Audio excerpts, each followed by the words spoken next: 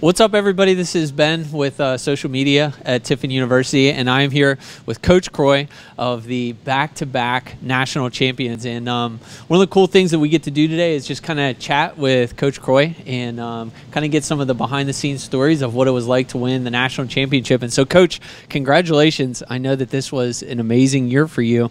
Tell us, what was it like to be down there in Alabama? What was the journey like this season? Well, you're right. It was a journey. We the 2 weeks before at the GLIAC Championships, that was sort of the primary focus of our fall conditioning, summer recruiting, winter competitions. We've never won a GLIAC title before. We have won a national title, but we've never won a GLIAC title. And we went into the GLIACs, I think, ranked third in the country, and Ashland was ranked #1. And we put a lot of emphasis on that GLIAC championships. Very, very rarely have we been in position to win the GLIAC championships. Maybe 1 or 2 times that we've thought about it. Most of the other 14 times that we've been there, we haven't been anywhere close. And that's being said, even last year when we won the national title, we weren't close to winning the GLIAC championships. The conference championships are something where depth plays a huge role. And we had those superstars the year before, but we didn't quite have that depth. And that was something we really worked on during the summer recruiting, the recruiting for last year, and then fall conditioning. So we thought we solved some of those issues, and then we went into GLIACs with the intention of winning, even though we were ranked 30 points behind Ashland. It was something that we were really gunning for. And once we did win that, and that was a heck of a weekend, that just gave us all the momentum going into the national meet. So we had a little chip on our shoulder once we got to nationals, and we were used to winning, and it just continued on. So you win the GLIAC, and they have you ranked third going into the national championship. You knew that you had to basically do pretty well very early on, and it seems like day one was a really good day for you guys. Tell us about some of maybe the surprises that we saw that might not have been as big of a surprise for you guys. Yeah, we thought some of the teams in front of us would have to falter in order for us to win, and I was wrong. The 2 teams in front of us, Adams State and Ashland, they really didn't falter. Our kids just stepped it up on day one, and it was how they stepped up. Day one when Coy surpassed the Ashland guy on his last throw. It wasn't just on that last throw. That was a big, huge 4-point swing. But the previous throws before that, and the previous week at GLIACs, he had finished 5th behind 4 Ashland guys. So that was probably a close to a 14, 15-point swing just in the weight throw alone. And that's an event that we traditionally haven't been the greatest in.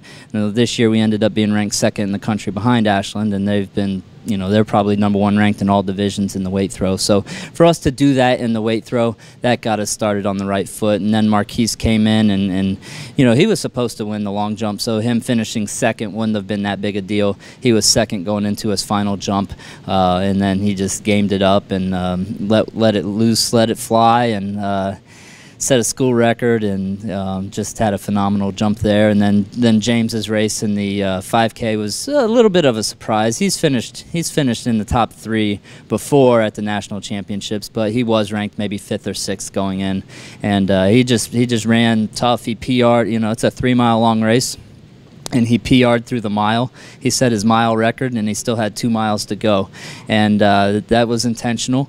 And he's just a very, very tough kid.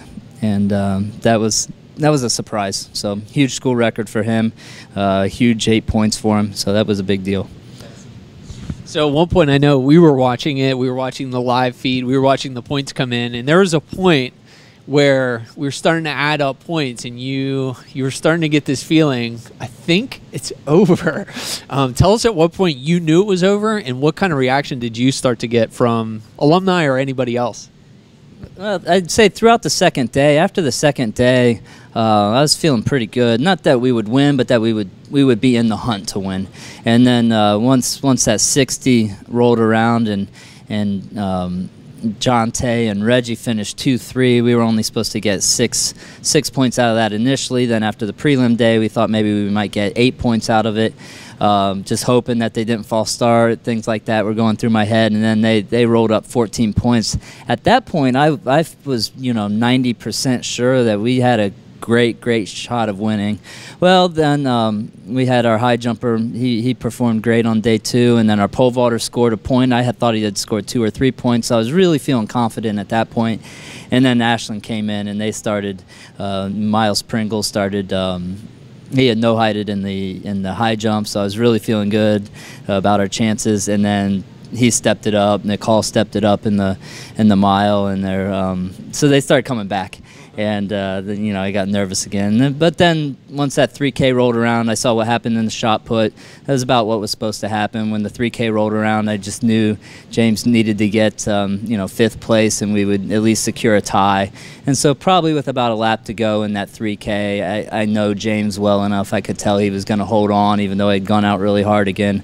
And with about a lap to go, I was feeling pretty good at that point. And then obviously once he crossed the finish line, I knew at that point that we had locked it up no matter what happened in the 4x4. So it was pretty exciting. Some dry heaving, some dizziness on my part. I'm not good at handling that pressure. So. That's awesome.